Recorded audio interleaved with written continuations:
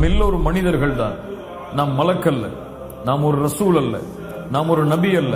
நாம் எல்லோருமே மனிதர்கள் தான். இந்த உலகத்தில் எம்மை போன்றவர்கள் எல்லோருமே மனிதர்கள் தான்.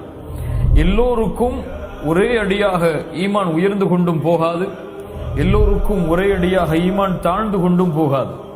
நடுத்தரமான ஈமானோடு தான் இந்த உலகத்தில் யாராக இருந்தாலும், மலக்காக, நபியாக, ரசூலாக இல்லை என்றால் யாராக இருந்தாலும் சரி, அவர்கள் எல்லோரும் நடுத்தரமான உள்ளத்தில் தான் வாழ முடியும்.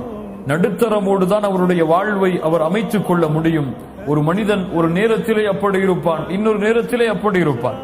அவனுக்கு உரைகளை கேட்கும் பொழுது ஈமான் அதிகரிக்கும்.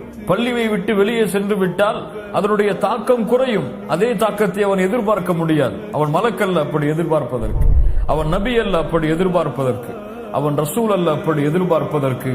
இந்த நிலையோடு தான் ஒரு மனிதன் இந்த பூமியிலே வாழ முடியும்.